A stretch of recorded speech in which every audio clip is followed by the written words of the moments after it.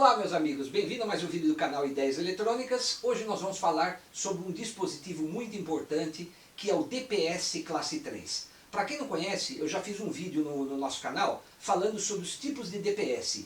Esse DPS exclusivo é aquele DPS que é utilizado diretamente no aparelho a ser conectado na linha, ou seja, na tomada elétrica. Ele protege contra raios, contra surtos e manobras da concessionária. Ele vai ser muito importante da nossa bancada, principalmente no projeto que nós estamos fazendo do controle de energia elétrica, protegendo toda a nossa bancada. Bora lá para o nosso vídeo! Bom pessoal, nossa aula hoje vai ser sobre esse dispositivo aqui, da Clamper, que é um protetor de surto classe 3, um DPS classe 3, que na verdade ele vai ser parte de uma proteção daqui da minha bancada. Ele faz parte de uma série de vídeos que a gente está fazendo sobre cada um dos dispositivos e componentes que nós vamos utilizar para fazer um sistema de proteção para a nossa bancada. E chegou a vez de falar sobre este incrível produto aqui, que é esse DPS classe 3 da Clamper.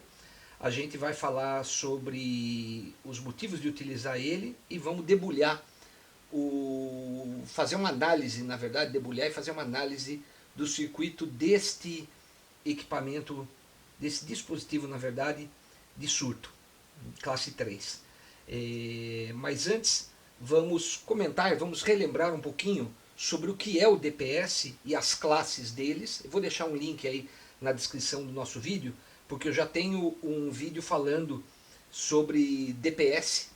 Então, para quem não viu, assista esse vídeo para vocês entenderem direitinho.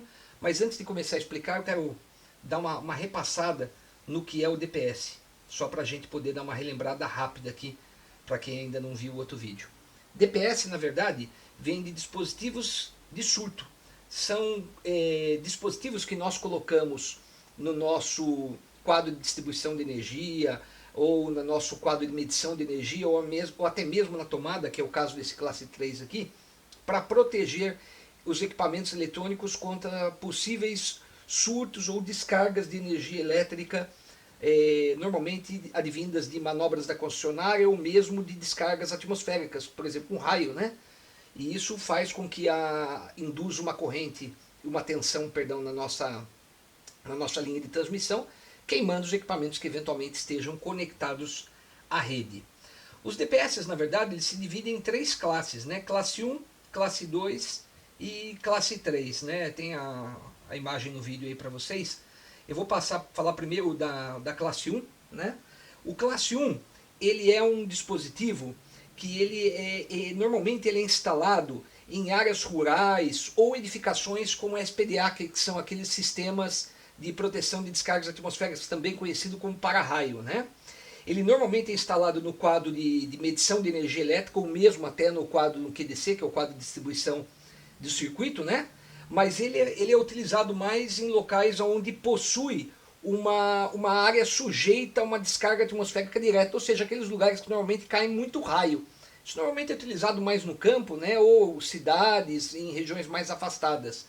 Então é utilizado esse classe 1 aqui. Ele é mais, entre aspas, robusto para aguentar o primeiro tranco, vamos dizer assim, caso haja uma descarga atmosférica naquela região, protegendo todo o circuito do momento que ele foi instalado dali para frente, né? Evitando aí uma possível queima no equipamento que esteja instalado na sua casa, por exemplo, né?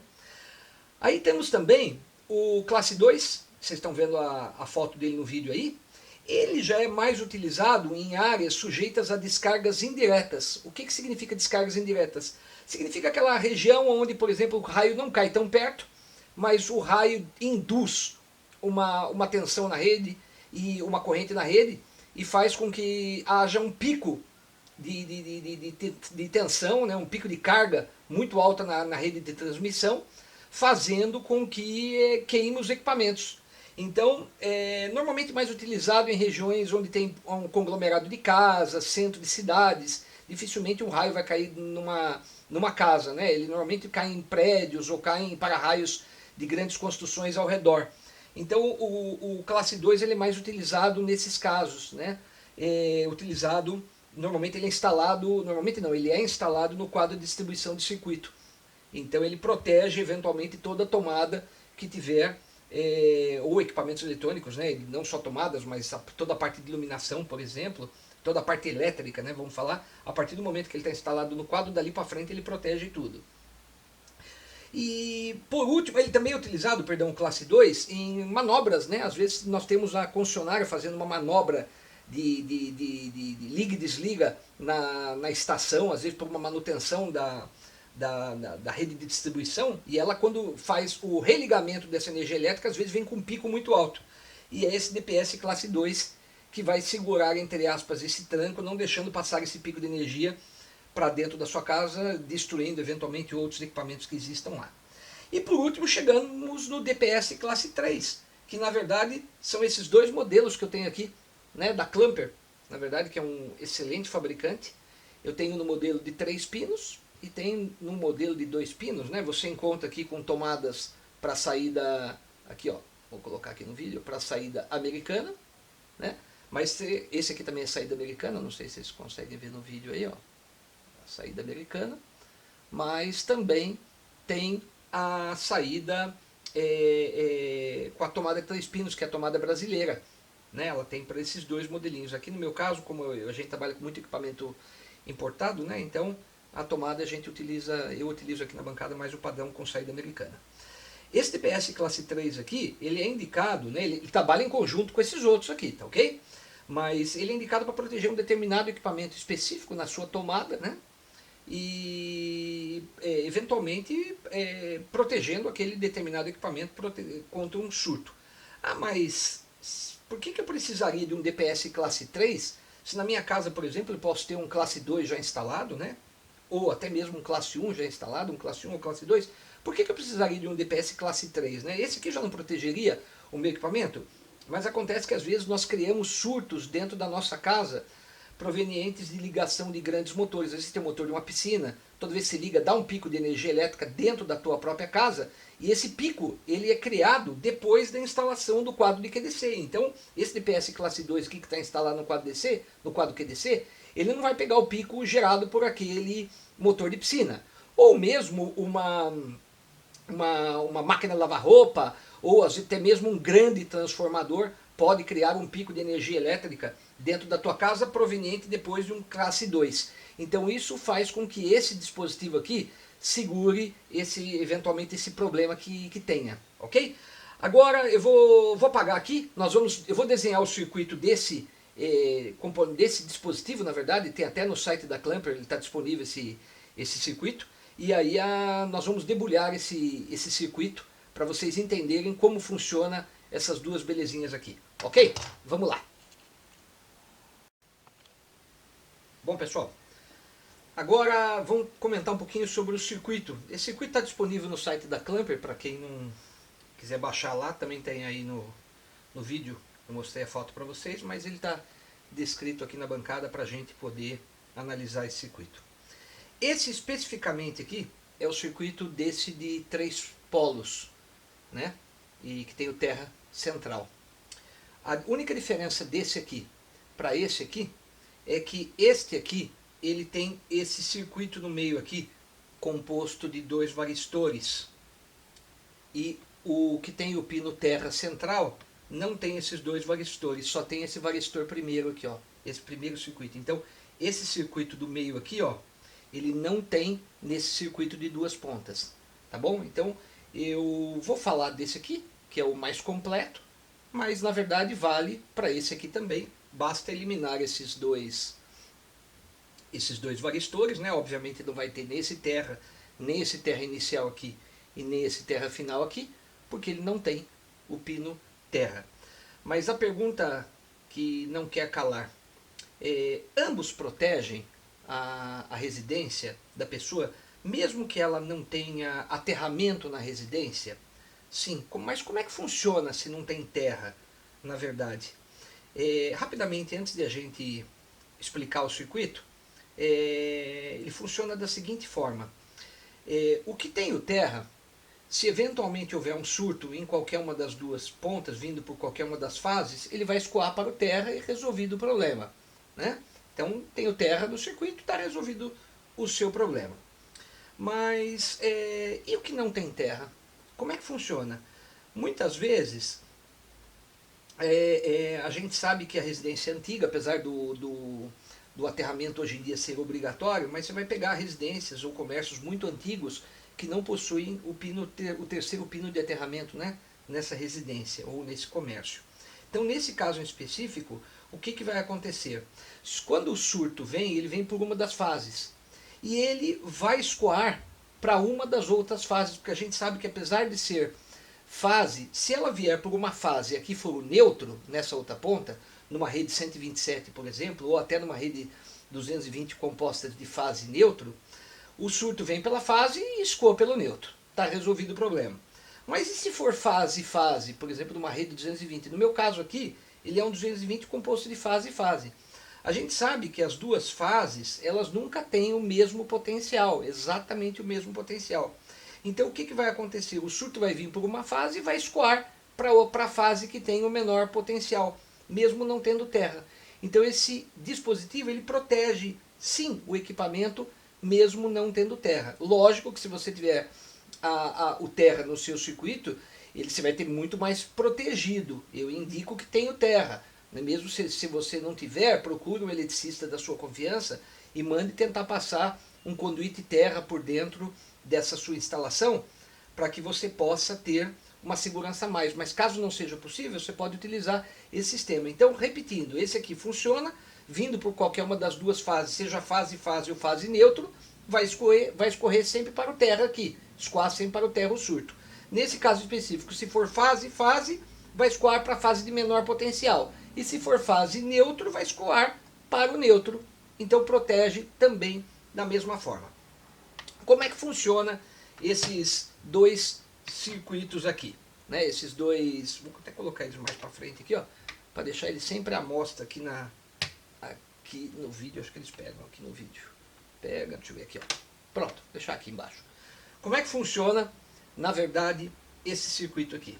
Então, aqui eu estou explicando para vocês que ele pode ser fase e neutro, né? Então pode vir alimentado por uma fase e um neutro, no caso seria a rede 127, ou neutro e fase, né? Dependendo da polaridade, fase neutro e fase, tanto faz, em qualquer uma das duas pontas, ou, no caso, fase, para regiões aí que tem 220 fase, também lembrando que existe fase neutro 220, normalmente a gente conta a fase neutro como 127, mas existem regiões do país que fase neutro é composto de 220, né? Mas vamos falar aí que fase neutro seja 127 e fase seja 220, que é o padrão aqui, pelo menos da região do estado de São Paulo, tá bom?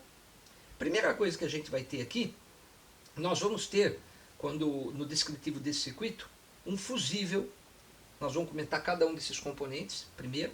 Nós vamos ter aqui um fusível, no caso aqui é um fusível térmico, tanto nesta fase quanto nesta outra fase aqui, ou fase neutra, né? Tanto por este caminho, vamos falar assim, quanto por este caminho eu tenho um fusível de proteção, um fusível térmico de proteção. Na sequência, eu vou ter um varistor ligando esses dois caminhos aqui. Depois, eu vou ter um outro varistor ligado a este terminal aqui e ao terra, e neste caso aqui, um varistor ao terra também. Repara que eles não estão interligados, esses dois varistores, existe um terra no meio, tá bom? Deles aqui. E aqui eu vou ter um resistor, vou ter um diodo e um LED, e aqui, obviamente, o terra. Nós vamos comentar, então, cada um desses componentes separadamente, e aí, no final, a gente vai compreender o funcionamento completo desse dispositivo aqui, ok? Primeira coisa, vamos entender o que é um varistor. O varistor, na verdade, é um componente eletrônico que varia a sua resistência em função da tensão aplicada nos seus terminais. O que isso significa? Que em condições normais, o varistor, como ele não tem tensão aplicada, ou a tensão aplicada nos terminais dele é muito baixa, ele apresenta, nesse caso em específico aqui, uma resistência praticamente infinita. No futuro a gente vai fazer um vídeo só sobre varistor, só sobre fusível térmico, só sobre diodo, só sobre LED, só sobre resistores. Agora eu vou falar de uma maneira mais abrangente, mais rápida, tá bom? Para o vídeo não ficar tão grande. Mas o varistor, Em condições ideais, ele se comporta aqui como uma resistência absurdamente alta, na ordem de mega ohms aqui. Então, o que vai acontecer? A corrente que passa aqui praticamente é desprezível. Ele entende isso aqui como se fosse um circuito aberto. Então a energia não passa pelo varistor. Tá vendo? Ela vem por aqui, aqui com uma resistência muito alta, ela não flui para cá, nem para cá, por esse caminho ela também flui, porque ela entende que isso aqui é um circuito aberto. A mesma coisa vem para cá, ó. Ela não passa por aqui, porque está entendendo que isso aqui é um circuito aberto por causa da alta resistência que existe aqui, e o mesmo caminho aqui, ela entende também que é muito alto, então nada escoa para o terra. Perfeito? Então, o que acontece? Quando há um surto de energia elétrica, então imaginamos, por exemplo, que a corrente AC ela é composta de uma senoide. Em condições normais, é uma senoide, que no caso nosso aqui é 220 volts, perfeito? 60 Hz. Essa é a frequência do trabalho no Brasil. 220 volts em padrão normal, 220 volts em RMS, tá bom? Então, o valor de pico é um pouquinho mais alto, teria que multiplicar isso aqui por raiz de 2, tá bom? Então, daria em torno de 311, se eu não me engano, volts o valor de pico disso aqui, mas normalmente é 220 volts que trabalha. Mas o que acontece quando existe um pico na nossa rede? Através de uma manobra, ou através de um surto elétrico, como um raio, não caindo diretamente em cima dele, tá bom? Mas um raio caindo aí de uma, como é que a gente fala? Descargas indiretas, né? Às vezes acontece isso aqui, ó. Há um pico e a senoide continua.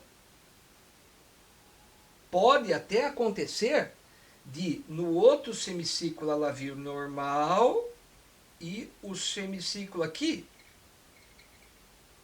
dá um pico também, o semicírculo negativo.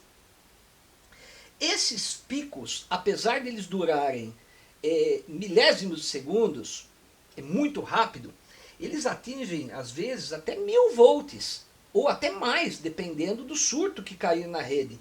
Então, imagina você estar trabalhando com 220 e você tem um pico, apesar de ser milésimos de segundo, chegando às vezes 1000 volts, 500, 600, 800, 1000 ou até mais, por um curto espaço de tempo, seja no semiciclo positivo, seja no semiciclo negativo, ele não dá só aqui em cima não. Às vezes pode dar o surto aqui embaixo, ou às vezes pode ter mais de um surto, dependendo do sistema, né? Dependendo da manobra que esteja, dependendo do que esteja acontecendo na rede. E esse pico, por mais rápido que ele seja, o valor dele é tão alto que ele danifica, às vezes, equipamentos mais sensíveis no seu sistema, no seu circuito. Às vezes uma televisão, um equipamento eletrônico um pouco mais delicado, em hospitais, por exemplo, né, equipamentos aí, médicos. Então isso é o suficiente, às vezes, para queimar esse tipo de equipamento, fontes chaveadas. Então, o varistor, o que acontece? Quando há um pico de tensão elevadíssimo em cima do varistor, então em condições normais ele se comporta como um circuito aberto, porque a resistência dele é muito alta. Mas quando há este pico muito elevado, a resistência dele cai abruptamente e ele passa a conduzir aqui nesse centro, ele passa a conduzir. A corrente não mais encontra resistência e flui.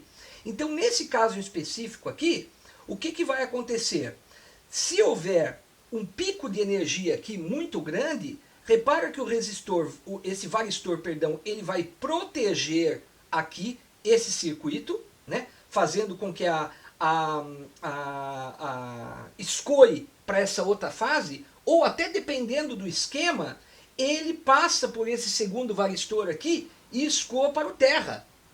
Então, nesse caso específico, repara que eu estou protegido se for fase, ou fase e terra e fase e terra. Eu tenho 3 varistores protegendo o meu circuito aqui, né? Então, eu posso ter um pico, eu vou ter esse primeiro aqui, que ele vai escoar por esta fase, ou até mesmo passando por aqui e escoando para o terra, seja no semiciclo positivo, ou seja no semiciclo negativo, né? Ora está no semiciclo positivo, aqui ora está no semiciclo negativo, ou vice-versa. Então repare que eu vou estar sempre protegido. Então o varistor, ele tem essa finalidade, que quando há este pico muito grande, seja no semiciclo positivo ou negativo, ele entra como se fosse uma baixa resistência, aí é como se existisse um fio aqui. Então isso escoa essa corrente para o terra ou para a outra fase, ou de fase para neutro, né? No caso se estiver com fase neutro em 127, ou no caso de fase, se ele estiver com 220. Então ele faz esse tipo de escoamento. É para isso que funciona o varistor. Nesse caso em específico deste dispositivo aqui, eu consegui descobrir que esse varistor, na verdade, vou escrever até aqui que fica mais fácil a gente colocar, ele é um varistor S14K275. Este é o varistor utilizado aqui dentro. Né? Eu tenho 3 varistores aqui dentro. 1, 2 e um terceiro aqui atrás, que são esses 3 que estão no circuito. O que significa esse varistor S14K275? O 14, na verdade, é o diâmetro do varistor. Quanto maior o varistor, maior a dissipação de energia que ele consegue segurar. Tá ok? Então, nesse caso em específico aqui, ele tem 14 milímetros de diâmetro aqui. Então, ele é um varistor razoável. E ele também tem esse 275. O que é o 275? É o VRMS, que é o 275. Significa, então, que ele é um varistor para 275 volts RMS.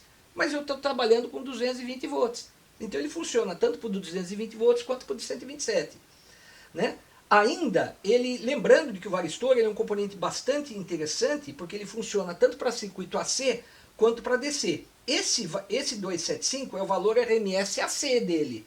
Mas ele também, olhando no datasheet dele, eu pude verificar que o VDC dele, ou seja, para a corrente contínua dele, é igual a 350 volts. Então ele funciona para 275 volts AC RMS ou para 350 volts VDC. Ele aguenta um surto de corrente de 4,5 kVA, ou seja, você imagina, ele aguenta uma pancada absurdamente de corrente, se houver um pico muito alto, tá ok? E ele dissipa uma energia de 71 joules. Por quê? O que acontece? O varistor, ele não é que nem um fusível, ele não vai queimar. Quando der o primeiro surto de energia, ele vai segurar esse tranco e ele vai dissipar uma grande parte disso em forma de calor. Então o varistor, ele é um fusível que não queima, mas se a sua rede ela tiver constantes picos de energia, aqui, seja um semiciclo positivo ou negativo, o varistor, entre aspas, ele vai se cansando, ele vai perdendo a vida útil dele. E chega uma hora H que ele estoura e arrebenta. Ele vai queimar esse varistor aqui. Ele não vai aguentar mais dissipar esse calor. E aí ele entra em colapso, muitas vezes abrindo o circuito, e aí, obviamente que você vai perceber, até porque o invólucro dele normalmente racha, ou ele é azulzinho nesse caso aqui, ele vai ficar preto. Então até por fora você consegue perceber que esse varistor, ele se danificou. E aí, obviamente, ele precisa ser trocado. Então, o primeiro pico, ele não vai queimar, salvo se der um pico gigantesco, né? Se passar, às vezes, até o valor RMS dele, 275, ele fecharia aqui, né? Mas, às vezes, sei lá, dá um pico muito grande de energia, ou por sucessivos picos, ou o pico demora muito, um surto por um tempo muito elevado, aí ele vai entrar em colapso, ok? Então, nesse caso em específico, você vai perder esse varistor aqui, tá ok? Chega a ponto do varistor dissipar uma quantidade tão grande de energia que ele pode pegar fogo. Então, juntamente com ele, existe esses 2 fusíveis, que não são fusíveis convencionais, são fusíveis térmicos. Esses fusíveis térmicos, normalmente, eles estão colados, entre aspas, né, grudados, com esses varistores no circuito, justamente para quê? Para que se o varistor pegar fogo ou esquentar absurdamente, para prevenir que esse circuito inteiro pegue fogo, o fusível ele vai abrir. Então, eu vou apagar aqui agora e nós vamos comentar a segunda parte, que são os fusíveis térmicos. O que é um fusível térmico e como é que ele funciona em conjunto com esse varistor. Vamos apagar aqui e a gente já volta. Bom, pessoal, agora a gente vai comentar, que nem eu falei, sobre fusível térmico. Lembrando só, esqueci de comentar, o varistor, na verdade, ele é muito utilizado em fontes de alimentação. Né? Normalmente ele é utilizado para proteger a entrada de fontes de alimentação, né? Televisores, equipamentos eletrônicos de uma forma geral, tem varistores na entrada desses equipamentos, justamente para prevenir a queima desses equipamentos. Mas a gente normalmente coloca isso aqui na entrada, né? Porque é muito mais fácil queimar isso aqui, que você pode jogar fora e comprar um novo, do que eventualmente você ter que mandar a televisão numa assistência técnica, né? Ou para quem conhece eletrônica, abrir o televisor para tocar um varistor. Lembrando o seguinte, que se você tirar um varistor de um circuito, digamos que eu tire esse varistor desse circuito aqui, né, de um circuito de uma fonte de entrada, ele vai funcionar, mas lembrando de que eu perco a proteção do equipamento. Né? Então jamais retire o varistor de um circuito, porque ele justamente serve para prevenir o dano desse equipamento, ok? Bom, nós estamos falando sobre fusível térmico. Se a gente olhar aqui dentro, é difícil de ver na câmera, mas eu tenho coladinho a este varistor, bem aqui atrás, duas pecinhas, dois quadradinhos brancos. É difícil de olhar aqui no vídeo, quase não dá para olhar, mas atrás dele, ó, não sei se consigo ver, tem uma pecinha branca bem atrás do varistor. É que o invólucro, na verdade, ele não é, ó, duas pecinhas brancas, tá vendo? O invólucro, na verdade, ele não é, ele é opaco, né? A gente não consegue ver direito. Então eu tive que analisar com bastante cuidado aqui. Até utilizei um microscópio para poder olhar o valor desses componentes aqui dentro, ok? Mas eu acabei descobrindo de que esse fusível térmico, ele é um TCO, na verdade, T115, tá bom? Na verdade, então, o que são esses fusíveis? Na verdade, eles são fusíveis térmicos, né? Fusível térmico em inglês vem de thermal fuse, em inglês. Ele não é um fusível convencional. Um fusível convencional, como é que ele funciona?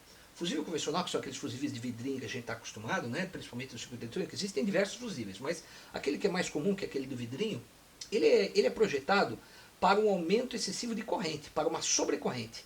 Então, se há uma sobrecorrente no circuito, aquele filamento que existe dentro do vidrinho, ele queima, protegendo o circuito. Mas não sobre tensão. Às vezes existe uma sobretensão no seu equipamento, mas não uma sobrecorrente. Então, por isso que, nesse caso específico, por que se utilizou um fusível termal e não um fusível convencional? Primeiro que, se fosse utilizado um fusível convencional e tivesse uma sobretensão e não tivesse uma sobrecorrente, não funcionaria, não me protegeria o circuito. Segundo, que às vezes o fusível ele aguenta, o tempo de queima dele, por mais rápido que ele seja, às vezes é muito demorado. Às vezes o fusível chega a queimar, mas o circuito chega a danificar antes. Então a corrente chega a passar para o circuito, ou a sobretensão passar pelo circuito, queimar o seu circuito antes do fusível atuar. Mas então por que eu tenho esse fusível térmico aqui? Esse fusível térmico, na verdade, ele é feito para proteger se eventualmente o varistor esquentar para não pegar fogo.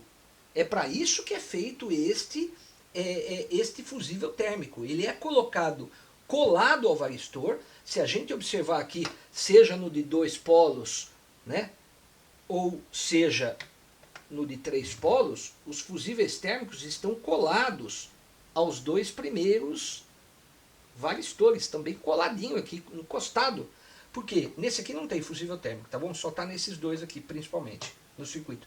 Por que está colado aqui, na verdade? Porque se eventualmente houver uma descarga atmosférica, ou indiretamente, né?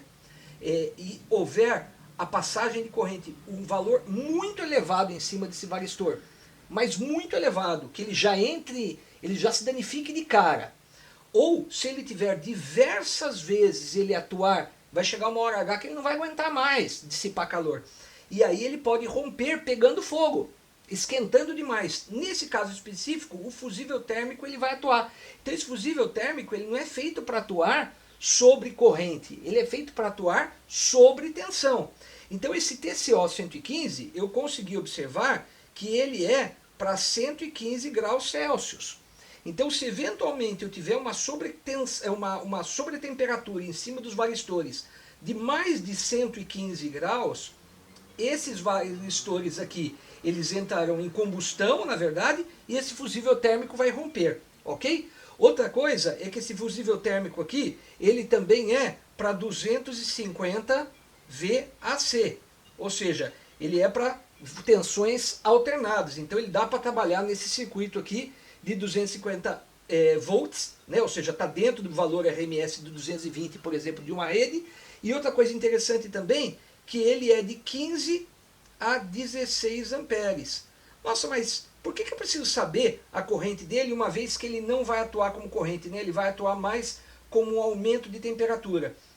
É que em condições normais, se você circular 15 ou 16 amperes em cima de um fusível desse daqui, ele não vai esquentar e ele não vai romper. Mas se você ultrapassar a corrente máxima permitida por ele, você pode aquecer ele por si só. E na verdade ele acaba se rompendo pela temperatura. A temperatura vai influenciar nele mesmo. Então por isso que nós precisamos respeitar a corrente que passa pelo fusível térmico aqui, para que a própria corrente passando por ele não altere a temperatura interna dele, para não atuar de forma ou não influenciar no circuito. Ok? Então é por isso que a gente trabalha dentro da corrente dele, mas ele não atua por corrente, por sobrecorrente. Ele atua por aumento de temperatura. Ok? O fusível térmico, ele é bastante utilizado, na verdade, em motores, secadores de cabelo, transformadores, micro-ondas, fritadeiras. Ele é utilizado, às vezes até por norma, é obrigatório ter esse equipamento lá dentro, porque se você tiver, principalmente num transformador, um aumento excessivo de temperatura no rolamento, para não pegar fogo no transformador, dentro do rolamento, normalmente nas camadas mais externas, você vai encontrar esse fusível térmico, ele se rompe, protegendo às vezes até o transformador. Muitas vezes o transformador também, o filamento do transformador arrebenta com tudo, mas pelo menos não causa incêndio nesses equipamentos, tá ok? Então é bastante utilizado o fusível térmico nesse circuito aqui, justamente para prevenir um incêndio no seu circuito, uma vez que o varistor vai aumentar drasticamente a temperatura dele se houver vários surtos em cima dele, tá bom? No primeiro surto não, a não ser que haja muito grande, mas se houver vários surtos seguidos, né, ou se ele ficar, entre aspas, cansado, né, já no final da vida útil dele, ele pode até com um surto pequeno aumentar a temperatura drasticamente para prevenir que ele entre em combustão, o fusível térmico se rompe protegendo o seu circuito. Agora nós vamos analisar essa última fase aqui, que nada mais é do que este LEDzinho, porque quando a gente liga isso aqui na tomada, para isso aqui estar funcionando e mostrar que esse circuito inteiro está íntegro, existe um LEDzinho aqui. Então esse LED liga. Se eu ligar isso na tomada e esse LED não ligar, significa que algum componente aqui dentro está comprometido. Mesmo que externamente não apareça nenhuma mudança de coloração, nada preto, no sentido de tensão ou de corrente, significa que algum componente já se danificou. Então esse LED aqui ele é muito importante para mostrar que esse dispositivo ele está funcionando. Ele tem aqui também no de 2 polos também tem. É um LEDzinho branco. Mas para que esse LED funcione numa rede 127 ou 220, eu não posso ligar um LED direto, senão ele vai queimar. Então este outro circuito aqui, ele funciona para funcionar esse LED aqui. Eu vou apagar aqui e vou explicar para vocês esta última parte do circuito, ou seja, como é que funciona um LEDzinho ligado na tomada desse circuito para a gente poder encerrar a história ou análise do circuito deste dispositivo da Clamper aqui, excepcional. Podem comprar, recomendo, ok? Vamos lá. Bom, e por fim, nós temos então essa última parte do circuito que eu já comentei, que nada mais é do que para acender o LED, né? Então eu tenho, imagina que eu tenho uma fase aqui, uma outra fase aqui, e eu tenho um resistor limitador para o LED e tenho um diodo de proteção. Bom, o resistor para que é? O resistor é óbvio que é para a gente segurar e limitar a corrente para acender este LED aqui. Então, esse resistor, eu consegui verificar e consegui achar que esse resistor aqui, observando o circuito aqui dentro, que ele é de... Opa, tá ruim a caneta aqui. Ele é de 560 ohms, mais ou menos 5%. Então eu consegui localizar no sistema e vi, analisando o circuito, que ele é um resistor de 560 ohms para ligar esse meu LED aqui. Esse meu LED é um LED pequenininho, de alto brilho, né, para poder indicar que o circuito está tudo em ordem. Então, quando tudo isso está funcionando, o LED está aceso. Então, o resistor, na verdade, serve para quê? Para limitar a corrente no LED, porque, como a gente sabe, né, se você ligar o LED diretamente aqui, sem fazer uma resistência nessa corrente, né, sem limitar essa corrente que vai passar por ele, obviamente que ele queima. Mas por que a gente colocou esse diodo aqui em antiparalelo com o LED? Repara que nesse caso o catodo está ligado aqui embaixo do LED e aqui está ligado o anodo. Então eles estão praticamente numa posição contrária. Lembrando que o LED nada mais é do que um diodo emissor de luz, né? Mas aqui é um diodo D1. E esse diodo D1 aqui, nós conseguimos verificar que nada mais é do que o D1 é o famoso 1N4007, que se você olhar o datasheet dele, nós temos as seguintes configurações dele. Nós temos 1000 volts de tensão de ruptura,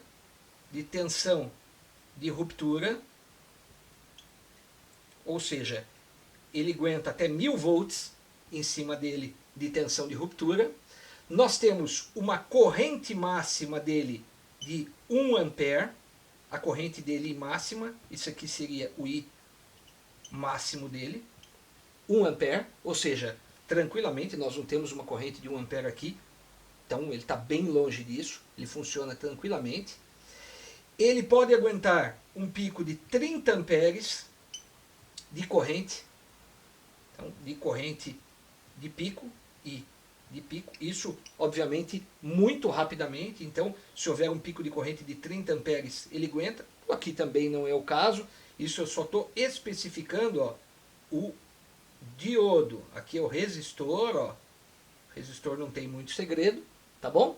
Aqui eu só estou especificando as características do N4007, que esse diodo através do datasheet, né?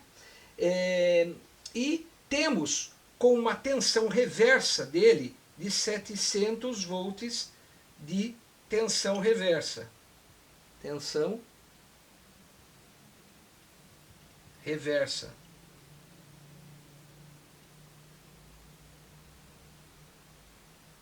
Então, essa é a característica do N4007 encontrado no circuito. Mas, espera um pouquinho só. Bom, eu tenho essas características, mas qual é a finalidade, basicamente, desse diodo invertido com esse LED aqui no circuito? Imagina a seguinte situação, nós estamos falando de uma corrente AC. Então, ora eu vou ter um semiciclo positivo e ora vou ter um semiciclo negativo. Aqui é um positivo, aqui é um negativo. No semiciclo positivo, vamos supor que estivesse um semiciclo positivo, o LED acenderia limitado pelo esse resistor aqui, limitando a corrente por ele. Mas quando eu tivesse um pico negativo, o LED ele queimaria. Por quê? Porque a tensão reversa do LED, ao contrário do diodo aqui, que aguenta até 700 volts de tensão reversa, aqui, o LED, a tensão reversa de um LED é da faixa de 5, 6 volts. Então, o que acontece? Quando eu tivesse o semiciclo negativo, imediatamente esse LED queimaria. Então, quando eu coloco esse diodo em antiparalelo com o meu LED, né, vai criar aqui, nesse caso específico, este diodo aqui no semiciclo negativo, ele passa a conduzir e cairia em cima dele, quando a gente sabe que o diodo polarizado diretamente, cai uma tensão em cima dele de 0,7 volts e limita o meu LED. Então ele não deixa o meu LED queimar, tá ok? Então na verdade, esse diodo ele é colocado na verdade em antiparalelo com o LED, vamos dizer assim, para que no semiciclo negativo a tensão no LED não queime no semiciclo negativo. É por isso que a gente coloca o diodo 4000, no caso específico aqui, né, nesse circuito está o 4007. Então, repetindo, em condições normais, um semiciclo positivo, o LED é limitado à corrente por esse resistor R1 e ele acenderia. Mas no semiciclo negativo, se eu não tivesse esse diodo, ele imediatamente queimaria.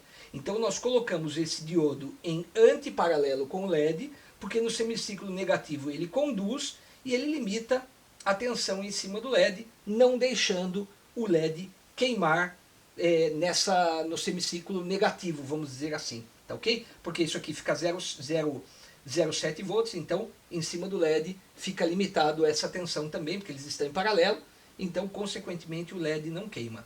Então aqui eu comentei com vocês basicamente o porquê desse diodo e aqui especificamente eu debulhei através do datasheet qual é o diodo utilizado nesse circuito da Clamper aqui. Eles colocaram um N4007, poderia até ser um pouco menos, mas acho que padronizaram o N4007 por questão de segurança, né? Então ele tem 700 de reverso, ou seja, é um LED parrudo para este circuito que está aqui, tá bom? Uma coisinha que eu esqueci de falar para vocês, né? Esqueci de passar as características técnicas dele, mas ele funciona em 127/220, lembrando que a potência máxima dele aqui é de 200, não, aqui não fala, deixa eu ver se comenta alguma coisa aqui, 127 volts, não, aqui não fala, nas especificações técnicas dele aqui, deixa eu ver se comenta nesse outro aqui, não, corrente máxima, lembrando outra coisa interessante que esqueci de falar dele aqui, é que esse aqui, na verdade, ambos são de 10 watts de potência, perdão, 10 watts de potência não, 10 amperes, então eles têm plug mais fino aqui, né? Mas existe o de 20 amperes, esse aqui é de 10 amperes, perdão, tá bom? Existe o de 20 amperes também, tanto para 2 polos quanto para 3 polos, aí já é utilizado para equipamentos que puxam mais potência, no caso, por exemplo, de geladeira, micro-ondas, você não deve utilizar o de 10 amperes, deve utilizar o de 20 amperes. Aqui no meu caso específico vou utilizar o de 10 amperes porque é tranquilamente o que eu vou trabalhar aqui na minha bancada. Mas se vocês tiverem que ligar esse equipamento em equipamentos que consomem muito, tá bom? Proteger um motor, proteger uma geladeira, um micro-ondas, lembre-se de colocar de 20 amperes e obviamente a sua tomada também tem que ser de 20 amperes porque o plug é mais grosso, tá bom? Bom pessoal, era isso que eu tinha que explicar sobre esse iClamper Pocket, ele é conhecido como iClamper Pocket, né? Para proteção DPS classe 3, para proteção dos circuitos. Gostei bastante. Espero que vocês tenham entendido o funcionamento desse dispositivo de grande utilidade da Clamper no seu circuito. Não esqueçam de entrar no site da Clamper, né? Eu indico, ou na casa de elétrica mais próxima de vocês aí.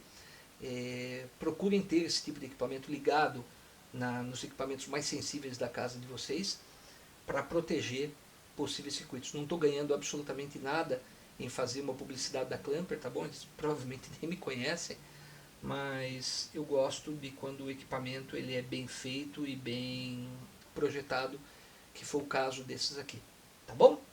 Espero que vocês tenham gostado do vídeo. Se gostarem, deixe o like. Não esquece de compartilhar esse vídeo nas redes sociais de vocês. Ativar o sininho da notificação para receber novos vídeos no futuro. Lembrando que agora nós estamos com página no Facebook e também no Instagram. Siga a gente também, além de no YouTube, siga a gente no Instagram também e compartilhe esse vídeo. Quanto mais gente conhecer, mais gente acaba compartilhando o vídeo e o canal da gente vai crescendo cada vez mais. Lembrando de que esse aqui é o primeiro não, é uma série de vídeos de dispositivos que nós estamos fazendo separadamente para proteção futura dessa bancada, e de quando todos esses dispositivos estiverem publicados, a gente vai fazer um vídeo unindo todos eles num único vídeo, onde eu vou montar o sistema de proteção da bancada, que em breve vai estar no ar aí para vocês, tá bom? Um grande abraço, obrigado, valeu!